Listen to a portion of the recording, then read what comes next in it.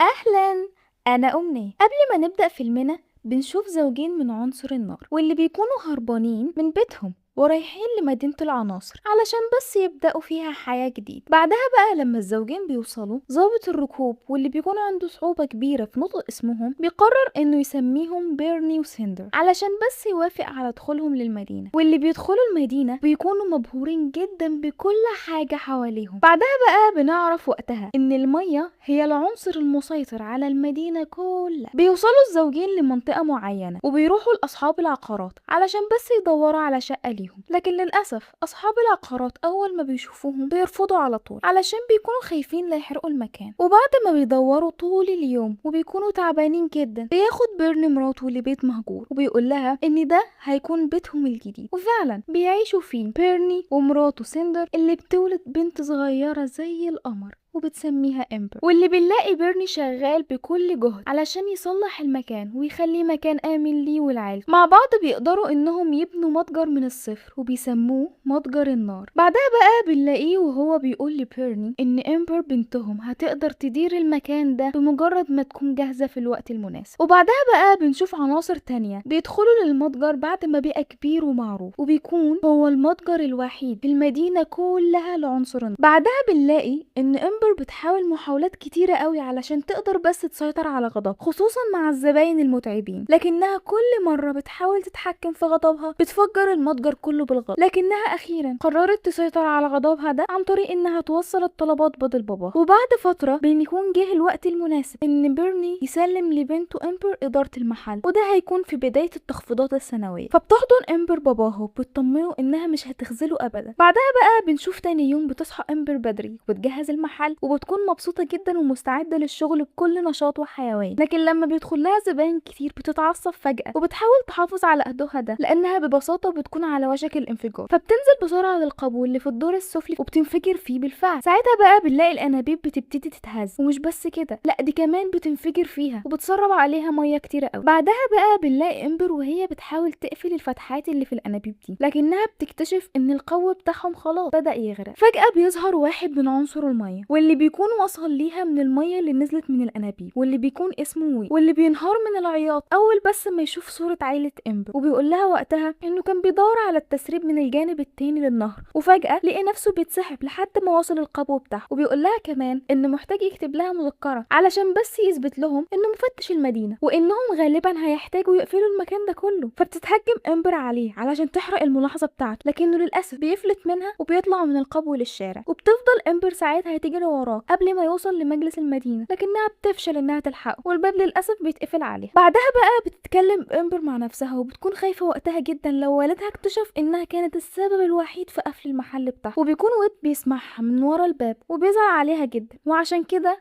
بيعرض عليها انه ياخدها للقاضي علشان تترافع عن قضيتها بنفسها. وفعلا بيعملوا كده، وبيطلب ويد من امبر انها تقول للموظف فيرن عن معالجة القضية بتاعتها، لكن امبر بتكون متوترة جدا وبتنفجر فيه هي كمان. ولما بيبدأ ويد يتكلم في الموضوع بيبعت فيرن المذكرة من غير ما يفكر حتى علشان اللي حصل في مكتبه، وبيقول لامبر تتوقع ان المتجر بتاعها يتقفل خلال اسبوع. بعدها بقى بترجع امبر للبيت وبتشوف ان المتجر مقفول، وبيكون والدها بيحاول يصلح الانابيب علشان يوقف التسريب اللي حصل. وبتطمنهم سيندر وبتقول لهم انهم هيعدوا من الازمه دي زي ما عدوا من غيرها قبل كده كتير. ساعتها امبر ما بتكونش فاهمه قصدها ايه بالكلام ده، فبتفهمها سيندر وبتقول لها ان ده كان هو السبب الاساسي اللي خلاهم يمشوا من مدينه النار قبل كده. وبتحكي لها ان قبل اي حاجه تحصل كان عندهم لهب ازرق بيربطهم ببعض في عاداتهم وتقاليدهم وكل حاجه ماشيه كويس، لحد ما فجاه ظهرت عاصفه قويه جدا وخسرتهم كل حاجه. وقتها بقى قرر بيرني انهم لازم يمشوا من مدينه النار علشان بس يقدروا يصنعوا حياة أفضل ليهم، وخصوصا لما عرف إن مراته سيندر حامل في أمبر. وفي تاني يوم بقى بتروح أمبر لمجلس المدينة علشان بس تتكلم مع رئيس ويد، لكن ويد بيقول لها إن رئيسته جيل مش موجودة وإنها في الملعب علشان بتشجع فريقها المفضل. ولما بيوصلوا أمبر وويد للملعب علشان يتكلموا مع رئيسته جيل، بتحاول أمبر تفهمها اللي حصل،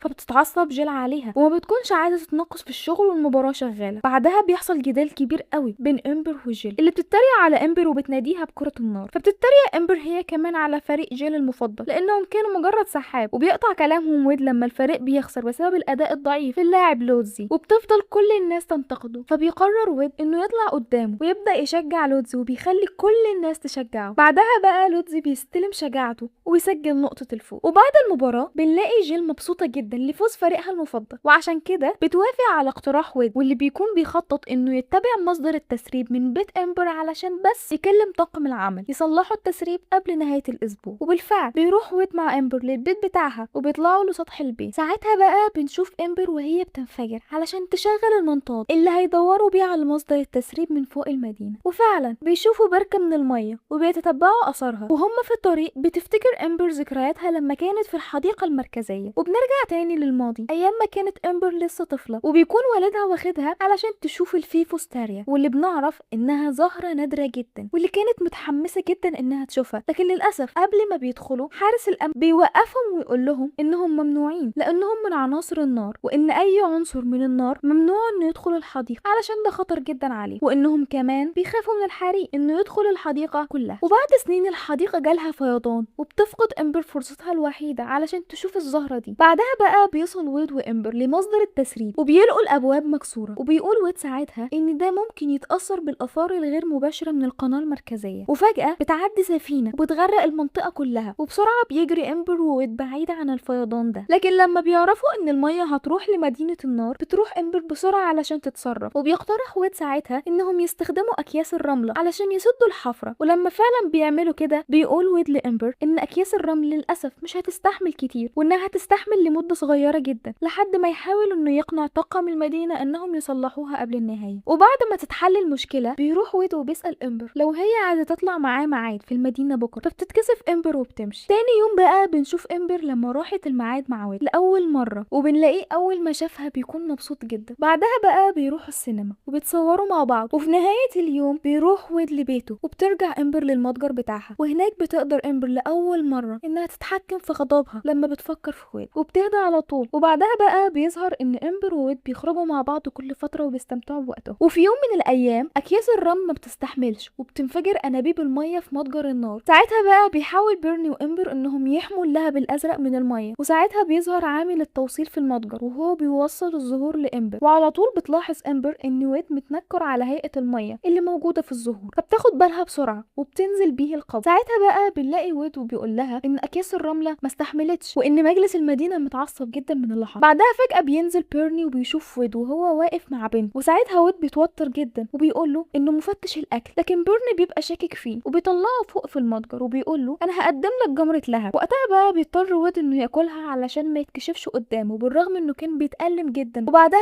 بقى بيقول ويد ان طعمها حلو لو بس اتخففت شويه، فبيتعصب بيرني جدا من ويد لانه قاعد بيهزر. فبيقرر بيرني انه يطرد ويد من المتجر كله وبيمنعه من الدخول للمتجر ده من تاني. بعدها بقى بيروح ويد علشان يقابل امبر عند البحر علشان يعملوا اكياس رمله تانية. ساعتها بقى بيشوف ويد ان لهب امبر حول الرمله لازاز، فبتيجي الامبر فكره وهي انها تقفل فتحه التسريب بالازاز ده. ولما امبر بتعمل كده فعلا بيقول لها ويد انه هيسال جيل اذا كان ده هيستحمل ولا لا. وفي نفس اليوم ويد بيقابل امبر وبيقول لها انه فخور بيها جدا، لكن امبر بتكون قلقانه جدا على مستقبل المتجر بتاعها. ولما بتروح للمجلس هي ويد علشان تسمع قرار جيل بنشوف ان سندر اتسحبت ومشيت ورا امبر علشان بس تشوفها هي واقفه فين ومع مين عند الفندق، لكنها ما بتبقاش عارفه هي واقفه مع مين. ساعتها ويد بيعزم امبر انها تطلع معاه علشان تقابل عيلته، ولما بيطلعوا بتحاول سندر تدخل وراهم الفندق لكن الحارس بيمنعها. وبتقعد امبر مع عيله ويد وبيحكوا لها ازاي ويد اتحبس قبل كده في الاسفنج وهو صغير، وهم قاعدين بيكسر اخو ويد الابريق من غير ما يقص. ساعتها امبر بتاخده وتصلحه بكل سهوله قدامهم كلهم، فبتنبهر بيها العيله وبيكونوا مصدومين جدا من النتيجه. ساعتها بقى بتقول لها والده ويد انها عندها موهبه جميله وانها لازم تنميها. بعدها بيروح لهم ويد وبيقترح عليهم انهم يلعبوا لعبه العيوط، وبيقف ويد قصاد امبر اللي بتقول له انها عندها الافضليه قدامه لانها عمرها ما عيطت قبل كده. فبيحاول ويد انه يخليها تعيط لكنه ما بيعرفش لحد ما بيحكي عن مشاعره ناحيته وانه قد ايه نفسه يكون قريب منها. فبتعيط امبر لانها بتكون عارفه انهم مش هينفعوا يكونوا مع بعض بالرغم من مشاعرهم تجاه بعض، لان العناصر ماشيين بقانون موحد وهو ان العناصر المختلفه ما ينفعش يختلطوا مع بعض ابدا. بعدها بقى بيوصل لهم مكالمه من جين اللي بتكون مبسوطه جدا انهم استخدموا الازاز علشان يقفلوا فتحه مكان التسريب، وبكده مش هيكون في اي انتهاك على متجر النار. بعدها بقى بتقول والدة ويد لامبر انها عندها صديقة في مصنع الزجاج، وقالت لها انها محتاجة متدربة معاها، وبيبان ان امبر ماشية وهي متعصبة. فبيستغرب ساعتها ويد وبيسألها عن سبب عصبيتها، فبتفهمه امبر انها حست بالاحباط لما عرفت انها مش هتقدر تدير المتجر بتاع باباها من تاني. والحاجة الغريبة انها كبرت وحاولت تدير المتجر، لكن بعدها ادركت ان مش مهم اللي هي عايزاه، وان التضحية باحلامها هي الطريقة الوحيدة علشان تسد التضحيات بتاعت اهلها. ساعتها بتنزل سندر وبتتفاجئ ان بنتها بتقابل راجل المية. وقتها بتحاول امبر انها تقنع مامتها ان ويد مجرد صديق مش اكتر، لكن سندر بتصمم انها تشم ريحة الحب من ناحيتهم. ساعتها بقى بتاخدهم البيت علشان تقرا لو في توافق بينهم، لكن ويد ساعتها ما بيقدرش انه يولع المسل، لكنه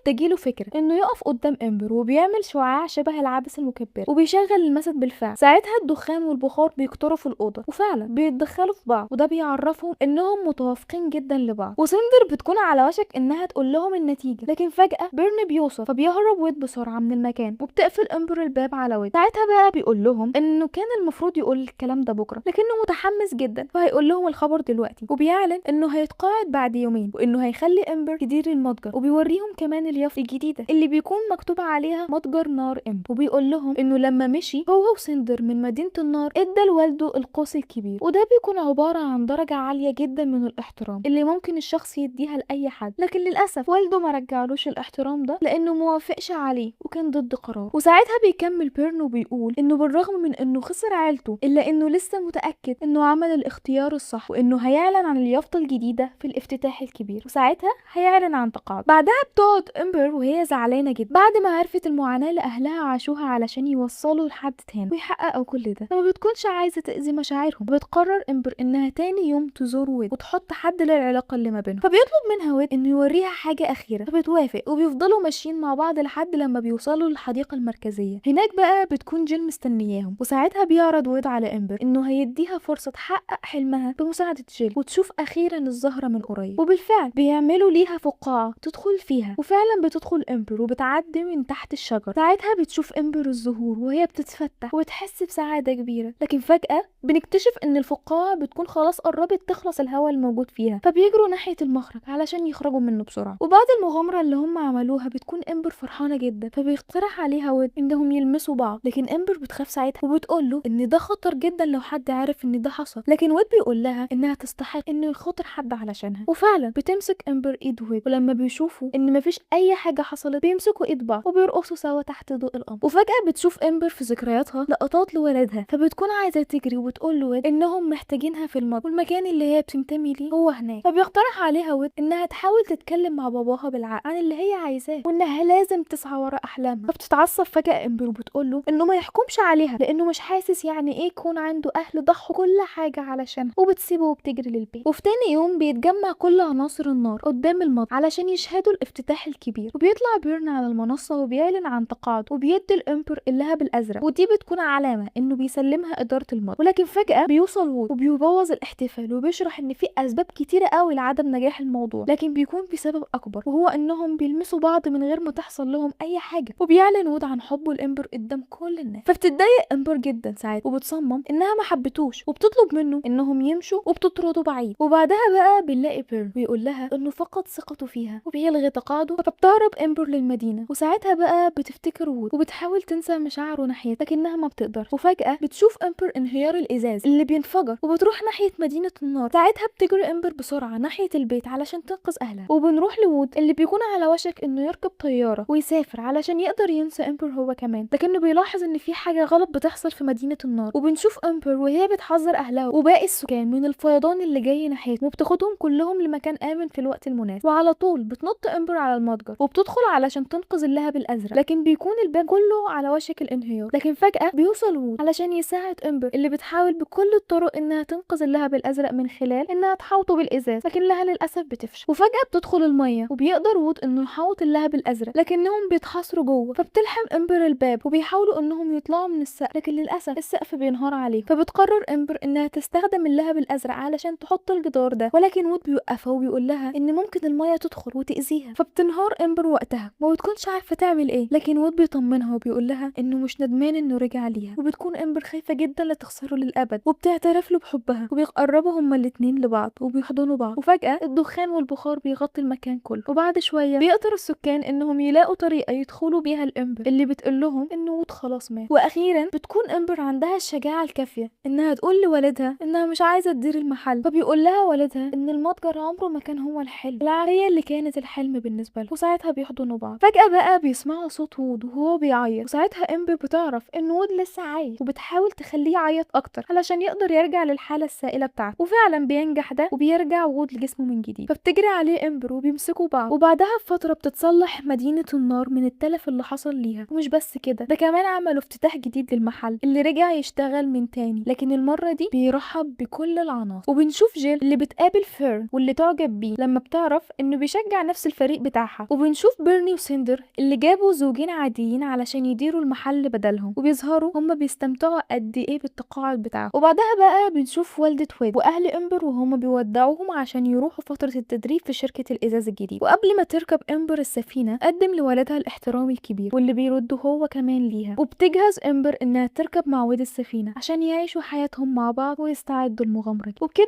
بقى نكون وصلنا للنهاية. لو عجبكم ما تنسوش تدعموني. مع السلامة.